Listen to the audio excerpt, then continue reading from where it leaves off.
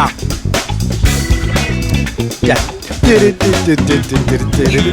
Yeah, what up, nephew here, Showbiz podcast, and this is interview number 1. I'm with, please introduce yourself. Thank you very much, nephew. My name is Thabisang Mudimo Tata. Yes. Thabisang Mudimo Tata. Let me just get a few icebreakers before we get into our interview. Okay. Question number 1. If you could choose a totem, like a thing or an animal or whatever, or even a person, a totem, what would it be? I think I'll just go old school about it. Yeah. And go for, you know how in our country it's like different animals, right? So just going old school. Like a cow. Let's see. Well, not how. Yeah, by birth. But But if you could choose. But if I could choose, I'd say a crocodile, definitely. I was thinking how to explain it, but a crocodile. I like how it's kind of like just there in the water, but if you play in the wrong ways, yes. I think it would be a starfish for me. Oh, okay. Because I'm such a star. I see what you did. Okay, question number 2. Yeah. What do you do for fun? Ooh. Just fun. What do you do? I read. Oh, you read? Yes. I read for fun. Fiction or? I'm actually kind of dabbling into history, but I actually also like self-help books, biographies very much, because Nice. And then the last question, what scares you the most? What scares me the most? Yeah. Becoming. Yeah. Elaborate. Like when becoming yourself, like the better version of yourself, it kind of just puts me there, and then it kind of also motivates me. Like I have a love-hate relationship to it, because it's like, there's more to you to become, and then it kind of like makes me cringe, but it also makes me be like, I want to see that. Yeah, Lena, I like to do that to myself, where it's like I dream so big that it's like, bro, are you serious right now? Like, that's scary stuff. But eventually, if I don't, what's the saying? If you don't fall among the stars, then at least fall. You reach for the moon and you fall on the stars. That's the thing. All right. So Thabisang. Yes, I need to get that right. We're at the Showbiz podcast hub, to be exact, and this is really just about creatives. Just people who like to create and all that stuff. What is your craft? Since you're here, and I know you're not here as a spectator or anything, because you have a keen interest in something that we're doing. Right here. Hey, right here. So my keen passion is in speaking. I enjoy speaking. I enjoy moderating, facilitating, having very impactful conversations, very like life transforming conversations, not just chit chat. I love speaking, and that's my craft. Yeah, you don't. What do they call it? You don't. What's the word? Small talk. You don't do small talk. No. You do big talk. I do deep talk. Deep talk. Yeah. And where did you find that love or interest for talking? I'd say for me started at a very young age. I remember at some point, I actually always would speak up for myself, right? If a situation is going south and I wanted to go north, I'd speak for myself in order for it to happen, right? Yeah. And then senior school happened. I got into debate, and that's where the love of speaking just boom. I was always like the prefect, that head, those in all those positions where you'd actually speak. But when debate happened, and I loved it because you'd have a topic and you'd go research and you'd engage. You'd have to listen to the next person and engage practically on what they're saying, on what you want to present. So I was like, this is a different type of talking. You're not just speaking. It's impactful. It's serious talk. So So for you, I would say you're more of a logical person than an emotional person. Definitely. Because you come through with like, yo, I got the receipts. I'm telling you the data here or no. It's like this. So you can't change my mind. Not even. what would you say was your biggest achievement in like your craft? What have you done that you were so proud of? I'd say, even though you did mention that I'm much of a logic person, right? But I'd say I'm very explorative as well. So one of my big breaks, one of something that I enjoyed was now even doing poetry. Poetry? Yes. You're a poet? Yes. For real? I like to call myself a psalmist, not a poet, but a psalmist. So what? Psalmist. Psalmist. Please elaborate. I've never heard that word. So, poetry, normally we see it, where you're talking from like emotion, and it's life or just however way they do it as like poets, right? Definitely. So for me, it birthed in church, right? Church. And I call myself a psalmist because even from the book of Psalm, we see David expressing his love for God and expressing himself to God, and also in the interaction with God, right? And because my speaking and poetry was birthed in church, I liken it to that, and I'm like, you know what? It's me expressing how much love I have for God, and how much God loves me and takes me through life. So yeah. Did you coin it, or it's actually in the dictionary, this word? I'll find out. Like, you gotta, dog. I've never heard anybody call themselves a psalmist. And from you public speak. Yes. Is it something you trained in, or is it just from church and you doing stuff at debate and just having that interest, or like you have a qualification of some kind of sort?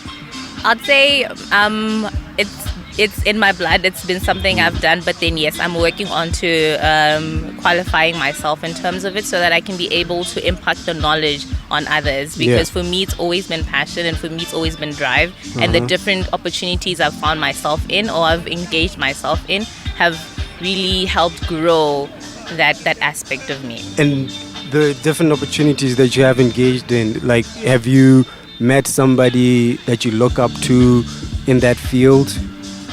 Especially maybe here in Bods? I haven't really identified a specific person in Bods, but I'd say that there are different other female speakers that I love their craft in different ways. Because for me, I'd say I'm an embodiment of those different speakers, right? Yeah. I'd say through just moderating and conversations, there's a lady called... why am I forgetting her name? It happens. Right? Is Sadi one of them? Haune, Tlasana, I think. I like Giselle. You know Giselle Kebaikile? No. Giselle Kebaikile is a good speaker, public speaker as well. Yeah. Yo, Lizzie, who's a public speaker in Boards? But Giselle, I get her. Yeah. There's plenty, man. There's plenty. So... Fact checker, you'll be my fact checker. Internationally though? I'd say in South Africa there's a lady called Nozipho Chabalala, and she's termed her company the conversation strategist.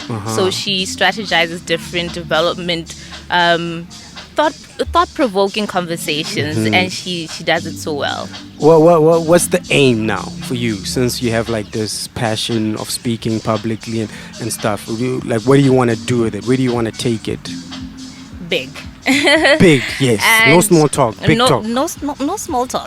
I'd say I'm meaning big in the sense that, even in Botswana, we haven't really pinpointed or really stamped on the fact of how content creation is very, very important. And now I want to bring it into Bods, where I document real conversations, deep conversations, put them on YouTube, do podcasting as well, and all the way to like sitting down and having impactful conversations. Normally when we go into different rooms, people be feeling like these people, the moderators or the panels, are talking to us. We are not engaging. So I want to then also get to a point of curating events where we engage in conversations so that we can see the progress, we can see the growth and the impact of those conversations, because it's not just okay to have them and then stop, but what are they doing to the listener? What are they doing to somebody who's out there who wasn't even a part of that room? So for me, it's about firstly documenting them on like the digital platforms, and then engaging with the ones who are interested in the conversation to see, have you learned something? For example, I want to run with the one about entrepreneurs. We have different rooms where entrepreneurs are taught to become entrepreneurs, or they are empowered to be entrepreneurs, right? But how about those who are not able to get into those rooms? They can learn through YouTube, they can learn through podcasting, they can learn through reading content, right? And engage with those people. Are you learning something? And let's see their growth, even from I'd say it's indirect learning. So because the direct one is when you're in the classroom or when you're a part of that organization and they've taken you up to teach you. But when it's indirect learning, can we do that and also grow my content in that sense? God damn. Yeah, no, you told me. Hey, I'll go like that. That is big. Yeah. In the short term of it, what do you want to achieve? Like, are you working on something right now? A book, a podcast? A book. That's amazing. Short term now, I'd say I'm working on a YouTube channel. And yeah. Do you have a name for it? Recording. I'll just be calling it me. Thabisang Mudimo Tata, guys. Thabisang Mudimo. Yeah, Mudimo Tata. Mudimo That's Tata. the brand I'm going with. So my name is my brand because I'm the speaker. I'm the one who engages those conversations. I'm the one. I'll be sitting on your side and I'll be the interviewer. And one day, you'll be the interviewee. It happens. It happens. It happens. Like, you learn from people. You come to shows like this. How did you actually learn about this show?